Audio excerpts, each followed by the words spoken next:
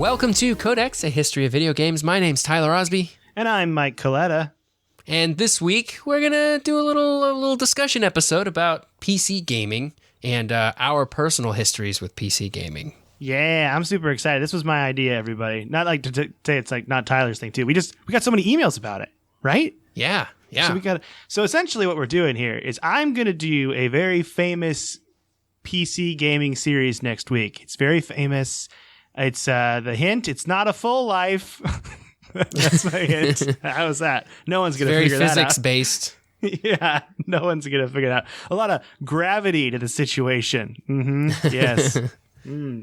All right. But so I thought it would be cool this week to kind of talk about like our own personal histories with PC gaming and where it all started for us. And I'm kind of like think we should go back and forth because I was to talk to you about something that was influential on me that I didn't own a computer until I was like in high school. So my experience with computers, like my own, I had like a family computer, you know? So Gotcha. You didn't have your own machine. I didn't have my own PC until like high school. So my first experiences with computers, specifically computer games, is playing in the computer lab in like elementary school. Oh man, I didn't even think about that. I'm talking about your Oregon Trails, your Oregon Trail 2s, your Amazon Trails. Do you remember Amazon Trail? Did you ever play that? I do, yeah. Oh, yeah. Spearfishing was so much fun. And then also your like traditional like Math Blaster, or Reading a Rabbit. What is it? The Reading Rabbit? What's the guy's name? Yeah, Reader Rabbit. Reader Rabbit. Yeah. And then also just like a numerous amount of typing games where they try to make typing cool. Yeah, because it wasn't cool then. Now they don't even have to teach kids how to type. There isn't even a a typing class. It's just like everybody learns how to type. I took a typing class in 7th grade, and I remember the teacher was really mad at me. I'm putting my hands on my keyboard right now because I would type and use my middle finger on the C key on the left, and apparently it made you do it the opposite. Like you had to use your index finger, it said. Oh. And she got mad at me because I wasn't doing it right. And I'm like, well, I just feel more comfortable this way. She's like, you need to do it the way it's assigned. And I'm like, but it's the same speed. It was so confusing. I'm still confused by it. Yeah. Well, typing is such a, I get that you could hand somebody like tips and tell them like, hey, here's some tips on how to be better at typing. But if somebody's like typing just fine and not doing it the quote unquote correct way, like who cares? Why does it matter? Best way to learn typing is to type. That's what I say. Yeah, also, I had college professors, and this is painful, and I'm sorry to embarrass them like this, where they would like one finger type in class. Like they'd have a slide come up and there'd be a typo on it. They're like, I got to fix this real quick. And then we'd all wait 5 minutes while they like opened up PowerPoint. And then and you look at their like desktop and it's like littered with icons. Like they're just like a disaster. 18 tabs open and they're like just like finger typing the word to fix the typo. Oh man. Taking me back, Mike. Taking me back. Yeah. But did you have like a computer lab in elementary school that you'd like play on computers and stuff? Yeah, we did. When I was in elementary school, I used to really love going to the computer lab because it was full of Macintosh LC2s. Which was very similar to the Macintosh that we had at home. So my computer history in my family goes all the way back to when my dad bought an Apple II, which of course I played a lot of Jaybird on. What? Yeah. Oh, you mean the game of this podcast? The game of the podcast, sponsored by Jaybird. But after the Apple II in the early 90s, so I was born in 1990, so I wasn't like around when my dad bought the Apple II. I played with that later, but in the early 90s, my dad bought a Macintosh Performa 400, which is the exact same thing as an LC2, but it's just like not the education version, I guess. I'm not exactly sure what the difference was there, but so they had a lab full of computers that was all the same computers as what I had, and I thought that was super cool. Dude, by the way, like that is cool because I remember also like owning. I think the first family computer we owned was it ran DOS. I just know it ran DOS and it had like the green text, black screen, green text. And they had those also in my computer lab at school for a bit before we upgraded to the snazzy iMacs where you had like the color, like the blue or the orange transparent cases. Uh-huh. Oh man, that like takes me back. That to me feels more retro than like real retro computers just because that was It feels so dated just because I can remember that period of time when that was cool. And like beige computers were never really cool. So yeah, there's some nostalgia for seeing that. And like, yes, that's a product of the time, but like they were never cool. But the iMac was cool, you know? Oh yeah. Super cool. I had a friend that had an iMac, and I wanted to have one in my family so bad, but we went the Dell Gateway 2000 route. That's kind of where we went. But I would go to my friend's house and we would play You Don't Know Jack. Before it became Jackbox, the You Don't Know Jack games. Yeah, those folks have been around for a long time. Yeah, they're really fun. By the way, I'm looking up right now. If I seem distracted, everybody, it's because I'm looking up Jaybird to see who owns it. And what if we started a Kickstarter to get the rights to Jaybird? Wow. I feel like Jaybird itself is such a direct ripoff of Qbert that they probably don't even have the rights to it. They would be like, hey, you know what? This game released in 1983. You guys just take it. We don't even want it. Orion Software was the name of the company that made that. And I don't even know if they exist anymore. Probably not. But I'll do some more research for the team. So I guess my first real PC gaming experience would have been on that Mac then, playing like Math Blaster. I'm trying to remember all the games I had for my Mac. I had a lot of education games. Math Blaster. I had a game called Treasure Mountain that was like a puzzling, but it was still very much a learning game. So that's where that's where my PC gaming roots are. But in '97, I want to say, we did the same thing your family did, and we moved from the Mac over to the PC, and we bought a Toshiba Infinia computer that was really cool. Actually, it had like a door that opened up to get to like the power button and stuff, and on the inside of that door was the signatures of everybody who worked on making that computer. I guess it was a really cool computer. That's really cool. And Infinia is a cool name. Yeah. Man. The Toshiba Infinia 7202. I don't know why I can remember the exact model, but I do. Dude, the one thing that I always remember about my cow-colored box Gateway 2000 computer my family had is it was one of the first computers that advertised like playing music on them. So it came with Jules' Who Will Save Your Soul. Just downloaded. But that was like the only song on it. But it could play that song. But it could play it. So we would just listen to that song a lot as kids. Play a little Tony Hawk, listen to Jules, Who Will Save Your Soul. Of course. But yeah, I also remember playing a lot of Myst. I never played Myst. Tell me about Myst. So Myst is, as a kid, it was just puzzling because it's like a first-person perspective, and it's a point-and-click adventure game, and you move through these rooms on this mysterious island, and it's kind of spooky, although nothing ever jumps out at you. Like, I don't think it's a horror game, and I did not get very far because it's all puzzle-based, and as a kid, I would just push buttons, not really knowing where to go. I remember one day I had a breakthrough where something happened, and I was just like, what? I just went into a new room. This is crazy. But then kids' attention span, like I got an N64 and that just like completely went out the window. Like computer games for me weren't really a thing that I would play until I was like 16 years old. Yeah. I played kid games at elementary school and stuff, but it was mostly console until I was 16 because I just got always confused by computers, and based on our computer history at the time with my family, I just assumed computers break all the time because that was my experience with home PCs up until I was 16, Just constantly broken. Yeah, because I didn't understand them, but now that I understand them, it's like, yeah, it breaks, but I can fix it really fast, really easily. Mm-hmm. So, but did you get when did you get like a game, like build a gaming PC? Because for me, it was 16.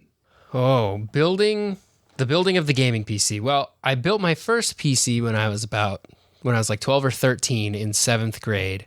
My parents had upgraded to some HP computer, and I was using the old computer, that Toshiba Infinia 7202, and I was starting to try to kind of play some video games on it. I was playing Star Wars Jedi Knight 2, Jedi Outcast, and it would... I think it's technically like runs in the specs of that machine, which was a 200 megahertz Pentium. Maybe it's technically okay, but it ran like hot garbage. So I wanted an upgrade for my own machine. And so we went to a place called Computer Renaissance, which was like I guess it was maybe a used hardware store for computers. And my parents bought me a motherboard and a graphics card. And I'm like surprised that I was able to get all of the right parts, like pick them out myself. I picked out all the right parts to be able to sort of build my own computer inside of the case of that Toshiba. And it was like, I think a 700 megahertz Athlon processor with a NVIDIA TNT2 graphics card, and that ran much better when I was trying to play Jedi Knight 2. Nice. And how long did you have that, you think? Like a year or two? Before you upgraded? Yeah, I guess so. I felt like I had it for a long time, but I do distinctly remember doing an upgrade to an Athlon 64 3000 plus processor, which would have required a whole new motherboard and RAM also. I did that in early high school, so that would have been only a couple of years later, I guess. But that was the computer I kind of used throughout middle school, was that Athlon. That's sweet. Yeah, I loved it. I loved building a PC because I had a buddy that, like a family friend that I've known since I was like a really little kid, and he lived in Alaska. I grew up in Alaska, everyone. So it was also a big deal we got iMacs in Alaska because Alaska. They shipped them all the way up there, huh? Yeah, like that's crazy. But he actually moved and went to college when I was like in my sophomore, junior year of high school, really close to me. And so he actually helped me build my first PC, and it was super exciting, like the process of putting it all together. And then when it like turns on for the first time, you're like, whoa. This is crazy. That's a good feeling. But also, I was the reason our house finally got Wi-Fi, was because my computer needed to have Wi-Fi, and it had a dedicated Wi-Fi card to it. So I didn't make my parents, but I was like, we have to get a router so I can get on the internet. And they're like, okay. Yeah. And I like set that all up for them and everything too. So that was exciting. But I really got in at 16, and I played a lot of stuff on like Steam. So I was really into Counter-Strike Source, and I was super into Half-Life 2 and Portal. And then I also randomly, like the games I remember playing distinctly, even though there's probably so many more, is I played Oblivion on PC. And that was so fun. Elder Scrolls Oblivion, because I felt like I could get a lot out of it. You know, it looked really cool. And I have fond memories of playing with a friend in high school where we would play Oblivion together by like just timing it. So we made a character together and we random generated it. Okay. We just kept getting random until we found the right one we wanted. And this doesn't fly now, and it doesn't support any. I'm not supporting anyone. There's no message to it, but we hit random and we got a character that looked exactly like Bill Cosby. And so we kept it, and then we just named him Bill Cosby, and he was like a tank with a sword, and he just ran around. And then we would play off like 15 minutes on, 15 minutes off, like switching it and playing. But like both of us glued to the screen the whole time because it was so fun. Like watching each other play. Yeah, because Oblivion was just like such a cool game. Oh, I also played a lot of Diablo 2, obviously, a lot of StarCraft, but I think I also remember my first foray into MMOs was Guild Wars. I bought the box at Electronics Gaming Boutique. Yeah, it wasn't GameStop. Oh, yeah. It was I played the original Guild Wars as well. Yeah, and so I played that a lot too. And that's kind of where I got into PC gaming the first time. But then I kind of fell out of it. I fell out of it, which I feel like you never did. You've committed, Tyler. I hard committed in probably about 2001. I can remember sort of making the decision in my head that I was going to be like a primarily PC gamer was after I got Tony Hawk's Pro Skater 2 for a PC, and I realized that like I was putting the disc in, and then there's this moment in my head where I was like, whoa, this is like actually a gaming platform, playing games on PC. It's not just like my PC also does games sometimes. I was like, no, this is actually a place that I can buy games and play games on. So I was like, I am a PC gamer now, and I will play games on this like they were a PlayStation or a whatever. And that's what I did. Nice. Yeah. I think because then, okay, this is the thing about me not knowing about PCs. I used that gaming PC at 16 until I was 21. Like 22. Okay, so 5 years. 5 years. And it was not great. In the end, it was real bad. Actually, no, that's a lie. I used it until 2014 because that's when I bought my pre-built. It was the same year that Xbox One came out. Yeah, but I should say that for about 2 or 3 of those years between 2004 and 2014, the computer was just dead. It was just a brick. And I would fix it, and then I'd go back to it playing it, and then it would break again, and I just wouldn't use it. Like, it was just really weird. And I had laptops or whatever. But then I got a pre-built before I moved to LA, and then I played a lot of like early access because early access on Steam was exciting to me. Playing games before they were out. Yeah, like I thought it was really cool, not realizing now that a lot of times early access games fail. Sorry, everybody. Don't to burst your bubble. Yeah, or they're just not as great when they come out or something. Yeah, or developers use it as an excuse to like never fix anything in it because they're like, well, it's still early access, so we don't have to fix anything. Yeah, I guess you're right, but it makes me not want to play early access games. Exactly, but I think, I didn't really get super into computers again until you helped me fix that pre-built that I bought and make it all. Yeah, we got that again. thing going again. Oh, it's so good now. Still using it, everybody. Still runs like a pro, like a dream. Slowly upgrading it, the way PC gaming works, where you're never done. I guess that's what. Wait, so when did you have you been upgrading over since like 2001? Then you've been doing it, always making sure you get a newer stuff since 2001. Yeah. I don't know if I've ever done a truly full-on rebuild of my machine. I got a new case, so I finally upgraded from that Toshiba case in 2005 when I built when I got the parts that I got in high school. And I got a really cool light up window on the side. It was all green and cool case that fell apart because since then I'm I don't buy cases that have doors that open on them, to open them up to get to the ports or whatever, because they always break. So I just don't do that anymore because of that case that I had, but it was so cool. And I used that. I upgraded the motherboard a couple of times in there and processor. I got a Athlon X2. It was dual core. It was there's two processors in one. I got an X2 4800 plus. And I upgraded from the TNT2 graphics card. I upgraded to a GeForce FX 5200, which looking back now was a garbage card. Even when it came out, it was like a $50 graphics card. It was new, but it was only it was very cheap and very garbage. So I only a couple of years later, maybe not even a couple of years later, upgraded to a GeForce 8800 GTS. I think this was after I got a job, so I had a little bit more disposable income and I could buy a cool dual slot graphics card that needed two slots to cool it. Nice. By the way, which was very cool. You just reminded me, the reason I bought my gaming PC is I worked for a summer at Cold Stone Creamery. That's how I got the money to build my gaming PC in high school. Yep. I made $1,000 that summer, and I spent $1,000 building that computer. Yeah, I was working at Wendy's in Kennewick, Washington, making money, and I was able to upgrade that graphics card. And that's what I upgraded the graphics card so that I could play Oblivion. Nice. Which, as you were talking, I really wanted to play Oblivion, and it looked so good, and I was so excited to play Oblivion on it. But in that time, in late middle school, early high school, I was playing Half-Life 2 was really, really big for me. A little bit of Counter-Strike, both 1.6 and Source and Condition Zero. I liked Condition Zero. It was more like 1.6, but it had a little bit better graphics. Far Cry, the original Far Cry, and then Crysis, of course, when that came out in 2007. I think I was still on that 8800. I heard this thing that Crysis was programmed in such a way that even if you had the greatest computer ever, it still had the potential to run like butt. The way it's designed is not well or whatever. I don't know how to describe it.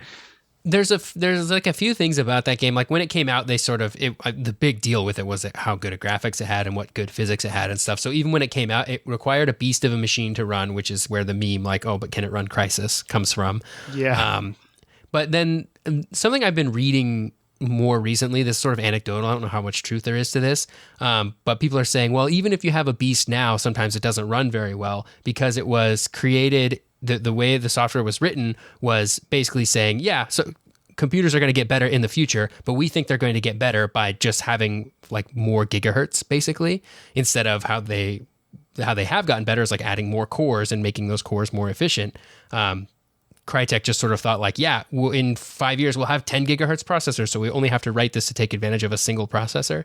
And so it still kind of runs like butt because if you throw 20 cores at this game, it doesn't care and it only uses one anyway. Yeah, okay, that's what I read then. That is not, so, gosh, because I remember the meme. Does it run Crysis? Does it run Crysis? Yeah.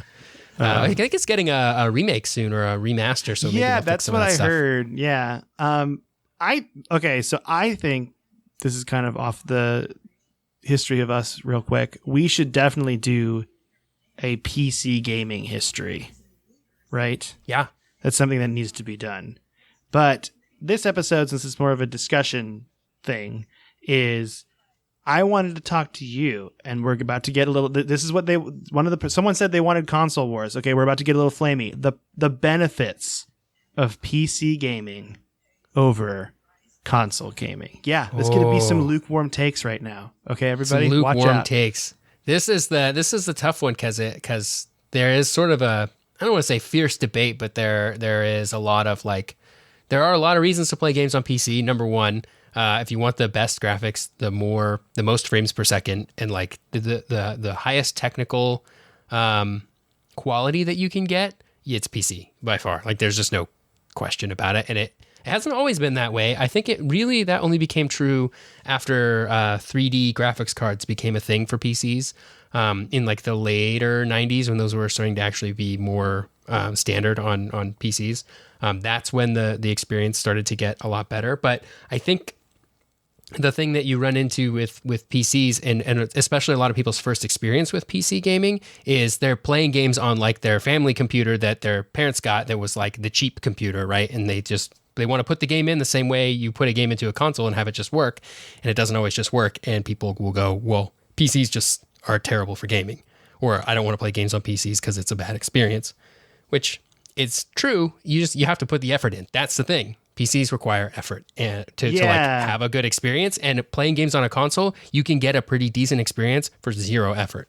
But are you going to get the best experience? No. I will argue no, but I think you can make the argument that me not having to tweak my drivers or upgrade my parts and know what to buy and like how to troubleshoot and stuff, like that makes consoles a better experience overall. And I find that it's difficult to argue with. Like, I get it. It's funny because I've actually been kind of spoiled over the last like couple years with PC gaming, like not really having to do that much to make something work really well. And then recently for Doom Eternal, I had to do some driver finessing to get it to run right. And I was like, oh, I forgot about this. It's been so long since I've had to do this. Yeah, and nowadays it is as easy as it has ever been. Like, PC gaming is at its easiest, and it's still not great. Like, sometimes you load a game up and it like doesn't work for whatever reason. You got to do some like Googling and tweaking and stuff. But like back in the day, man, especially in the 90s, if you didn't have the right graphics card, like games would be written for specific graphics cards. So if you just didn't even have the right one, then maybe you couldn't play that game or you couldn't play it optimally. And so it's a little bit better now where it's like if you have a graphics card, any game will run on it. I remember it was a real mess. Having all the discs and stuff, and like switching discs to install if the game's really big. Yeah. Or like making sure you could read the key code on a game after like it had been worn CD down. Keys. Yeah. And the used market, there is none for PC games. Like straight up, there is no used market, and there hasn't been for almost 20 years probably. Maybe in the 90s you could buy like a used copy of a game and like the key code would work and stuff, but you still didn't know like games would be banned. Like if you were cheating online or something, they would ban your CD key. So if you were cheating at Counter-Strike or something, your Half-Life CD key would be banned. But you could still sell that game to somebody and they would like be able to install it. And then when they go to play Counter-Strike, like they would be banned and like you might be long gone. And that's just something you never had to worry about with consoles. I think and we're definitely going to talk about this in the episode next week. What for this game you don't even know about? Oh man, it's going to be crazy. You're going to have this moment of zen, anybody? I'm throwing out some real fun stuff now. But with the evolution of like Steam, that just completely leveled the playing field, I feel like, for PC gaming. Like entirely. Yeah. And what's funny... I remember when... go ahead. I remember when Steam came out, everyone hated it. Yeah. It was terrible. I was about to say that. That's exactly what I was going to say. It was not well received when it came out, and now it is the gold standard. It was the only way to play Half-Life 2. That's how they got it into everybody's like computer. It was the only way to play Half-Life 2, and you had to register your CD key online. And there was a whole like there were so many people who were mad about like I have to activate my game online. What if I can't go online? And the Valve was like, well, you can still play offline, but you need to be online to install the game. And people were like, what? Why would I? Oh, this is the worst. People were very upset about that. I think Orange Box because in Orange Box it was Half-Life 2, Team Fortress 2, and Portal. And episode 1 and 2 also of Half-Life 2. Oh, those were included with Orange Box? I forgot about that. Okay. That really like made PC gaming and Steam be more like modern. That's like what brought us to where we are now, I think. Yeah. Because that brought people in. Like Portal was just like out of nowhere. And even I think Valve even was like, yeah, this was just a game we've been playing with, so we're just gonna throw it in here and see what people think. And it just had this huge like uproar of the popularity. Same with Team Fortress 2. Do people still play Team Fortress 2 though? I feel like they do. Yeah, I think there's a big online community still playing. You got to Team get Fortress hats, right? It's all about hats. That's right. Hat Fortress. Right. Hat Fortress 2. But so yeah, okay. Other things that I actually like about PC gaming that I think is seen by a negative as a lot of people is I kind of like upgrading and tinkering slowly over time. Where I have this feeling like I'm never done, and there's always something I can do to make my computer run a little bit faster or a little bit smoother. You know, because I'm like, do I upgrade the RAM? Do I upgrade this? What should I do? And it's kind of cool to like play with that, and it gives you something fun to tinker with, and I like tinkering, so that's good. Yeah, you can always have your eye on like the next like upgrade you want to make to your PC. You'd be like, okay, next I want to upgrade the processor. Okay, here's how much it is. All right, I'm going to save up for it. And like that's fun, but I can understand why somebody would not find that fun. They just want to be like, I just want it to work. I just want to put the game in and it works. Yeah, almost all of my friends from college that I play Xbox on are 100% in that camp of I don't want to like have to like deal with drivers or things breaking. And I'm like, you know what? That's fine. I'll just be here with my dear friend Tyler playing these baller computer games. We're seeing so many more frames per second. Oh yeah, I see each frame individually. It's like when Neo becomes one with the Matrix. That's how I see the frames. Yeah, it's like all the people that play like Destiny on console, they're playing at 30 frames per second. I'm like, I play this game at least 100 frames per second. So like I'm seeing 3 times as much Destiny as you are. Yeah, so just saying. What do you know about Destiny fans?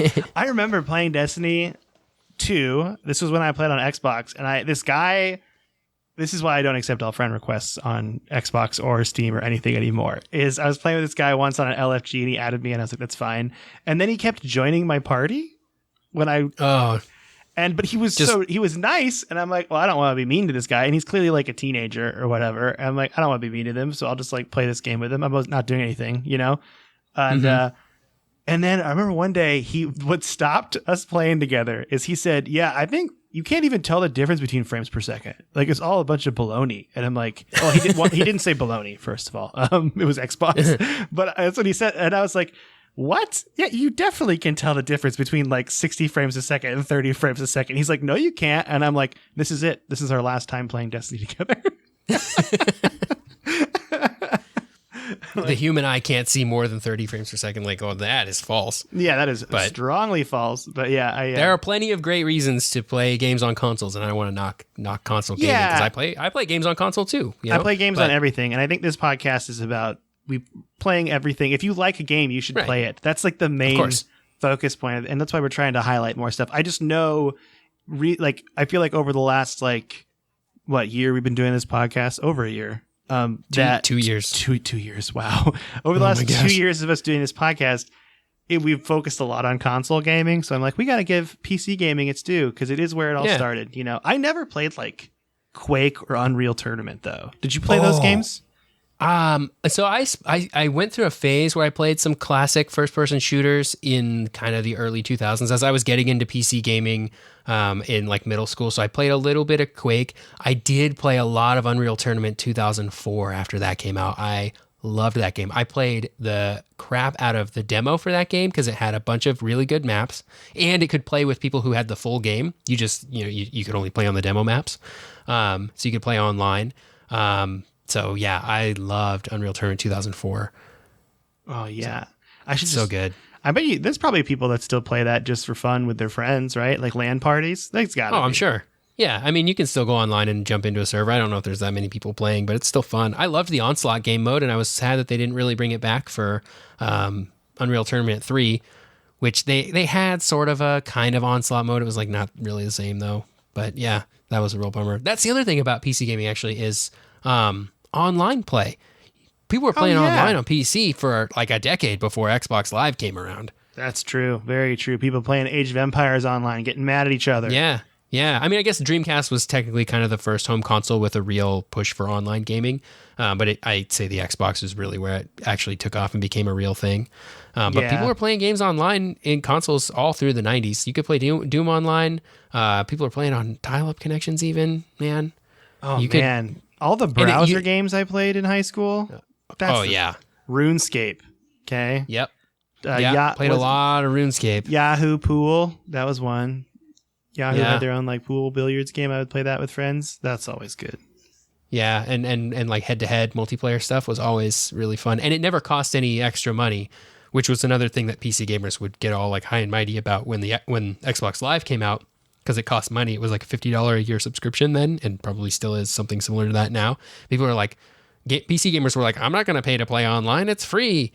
And I would argue that the Xbox Live experience was a very good experience that PC gaming still can't match. There's still no, like, Steam is kind of this like almost unifying overarching multiplayer system, but it's not the way that Xbox or PlayStation has it, where it's like literally every game uses this, so use it or not, or you can't play online. Even like when you and I tried to play when we tried to play Gears of War on PC, there were some problems trying to get it all to figure out. You know what I mean? Like, yeah, and that uses Xbox Live when you're playing those Microsoft PC games. Yeah, so it's it's not perfect yet, but they're getting there. Also, I do love Discord. I love Discord so much. I know. We have like 10,000 different friends lists on PC. I've got we've got the Discord friends list. We've got the Steam friends list, the Origin friends list, the Good Old Games friends list. Like everything has its own sort of system, and every gaming company wants to be their own, or some of the bigger ones want to be their own distribution system. And there's positives to that in that there's a lot of choice. There are negatives in that all my games are spread across all these different services, and I have to have like 10 different clients running at any one time on my computer to play the games that I want to play. And there's none of that in console gaming. It's just you buy it on Xbox and that's it. There are no other sources. I do think I am jealous. I'm jealous of these kids today growing up, and they get to play games that because there's games that are super popular that run on a toaster, like your MOBAs, like League of Legends, like Dota. They run on really bad old PCs, mm-hmm. And they'll run fine. So I think there's so much more access to technology than there was when we were younger that it has never been a better time to get into PC gaming than right now, if you're on the fence about it. Okay. I fully agree. So we love consoles, we love PCs. They both do different things, but if you've ever wanted to be like, I want to know what playing League of Legends is like, or Counter-Strike, hey, they'll play on easygoing machines, so don't even worry about it. Mm-hmm. But I think so. Next week's episode, it's gonna make your head have crabs. Oh, you can't say that. You can't say that, but now they probably know what it is. I'm also not gonna edit it out. But we got some emails to talk about. You want to do some emails real quick? Sure. All right. This first email is from Bethany Fox on Twitter, all one word. Hey guys, it's your boy Bethany Fox from Twitter, and I live in Australia. That's the place, Australia. Australia. That's cool. We have listeners in Australia. I didn't put that together. We're international, Tyler. Oh man. If you listen to this podcast and you're not in the United States, you should definitely email us because it would make us feel super happy, and I would love it. But Bethany Fox goes on to say, I'm a relatively new listener to the podcast, and after binging episodes for the past few weeks, I'm finally up to date. Wow, that is a lot of us. That's a lot more of us than anyone should ever consume. I loved playing NBA Jam as a kid with my brothers, and I have very fond memories with playing the N64 with my brothers, especially Mario Kart 64. I'm a lot like you guys. Yeah, Mario Kart 64 is the best, and you are a lot like us. I hate giving games away because I found that I always come back to my games later on. This is so true. No true words have been said. These days, I mostly buy digital so I can keep all of my games with me on my Switch and 3DS, but I have almost filled my 128 gig SD card, so the next one will be a 512 gig SD card. That's a big SD card. Yeah. I really hate the idea of having my game split across multiple SD cards, so I just keep getting one big one for them. That's a good way to do it. I do have a giant SD card for my Switch that I haven't really filled up at all. You're inspiring me, Bethany Fox. I need to do this. I need to fill up my SD card. Here we go. A game suggestion would be for you to try Enter the Gungeon, and it's 2-player. I think, that's something we definitely need to do, right? I've never played Enter the Gungeon. Yeah, that's a game that I have been meaning to play and just haven't yet. You know what? The Steam Summer Sale's coming up. So we could do, that's something we never like how cheap games are on PC. Yeah. That's a whole nother thing. There's more competition there on PC between all those stores. So things like the Steam sale mean a lot. Yeah, I guess. didn't mean to hijack your email, Bethany Fox. Apologies. Okay, here we go. They end up saying, I'd have to thank Tyler because of him. I bought myself a PSP, and I'm looking to get a PS Vita as well. Lol. Tyler, you're an influence. Wow. I love my PSP, and I did actually, I had a PS Vita and I sold it, breaking my rule of don't sell game things. I had the PS Vita only for like a couple of weeks. I kind of got tired of it. But I'm like, sometimes I'm like, oh, I wish I had sort of hung on to that. Yeah, you got regrets, That's what. Don't listen to Bethany Fox. Don't do it. Thank you for the email, Bethany Fox. You're the best. Appreciate you. Australia. I've never been to Australia. I want to go. I want to go so bad. Let's go. Let's go there. Okay. Take a trip. Also, I'd love to hear. Okay, not to put work on you, Bethany Fox, but because Australia gets video games usually way later than everyone else does, right? Yeah, or they had in the past. And they have really strict rules on content. Their ratings board. Yeah, I think they're a little bit more strict than other places. I could do the research myself, but Bethany Fox, if you want to email us and tell us about that, we would be really grateful. You don't have to. I'm not giving people homework now. I feel bad, but I was like, that's something I've always been curious about, Australia and their content rating system. But we got another email. Tyler, it's all on you. Yeah, so this one's from Jerry Spencer again. Last week, Jerry sent an email to us, was it last week or a couple weeks ago? It's a couple weeks ago, I think. So there is a little bit of history here before I read his latest email, but he sent an email basically challenging me to a Jaybird contest because he is very confident in his Jaybird skills. So anyway, here's the next letter from Jerry Spencer. He says, I heard your response to my email, that lackadaisical excuse for a response. I expected something like this from Mike, but never from someone like Tyler. He has normal expectations. It seems that the both of you are cowards. What? You hide behind your geography and your internet connection, and you think you can just ignore me. I am not going away. I am the true Jaybird champion. My crown will be respected. Know that. Dr. Mac, Jaybird World Champion. They got a doctorate in Jaybird? Yeah, there's no period after the doctor, so I have to think that it's either initials or it's like Dr. Pepper, where it's not an actual doctorate.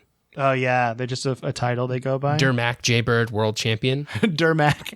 Yeah, we're coming for you, Dermac. I need to practice Jaybird. I don't know how to play Jaybird. Yeah.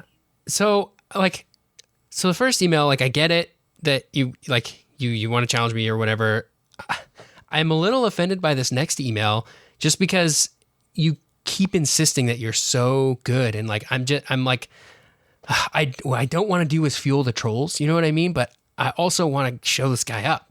Oh, the first ever Jaybird Tournament of Champions. Yeah, so I don't really know what to do next. So here, I will put it back on you, Dr. Mac, Jaybird World Champion Jerry Spencer. Name a place and time, I guess.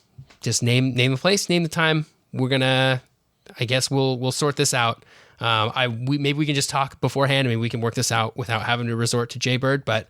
Let me know what you want to do here because you're the one who is leveraging all of these accusations about my Jaybird skills. So. I'm going to find you, Jerry. I'm going to find you on Twitter. Yeah. We got to find him. He's got to have a Twitter. We got to find Jerry Spencer. We got to find Jerry Spencer.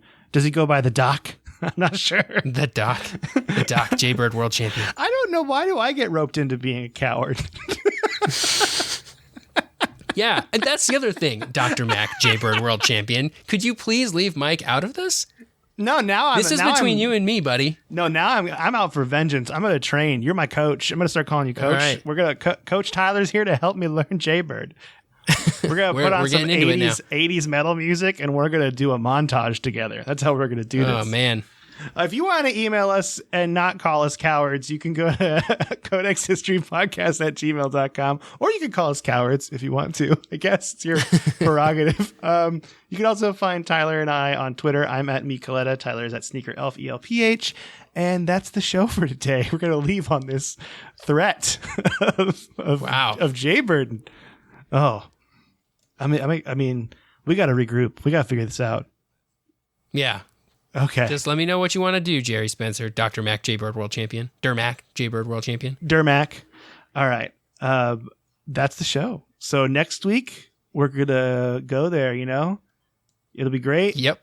You might maybe you'll see a mysterious figure in a suit with a briefcase. You've probably figured it out by now. Rise and shine, Codex listeners. Wake up and smell the ashes. So scary. Bye, everybody.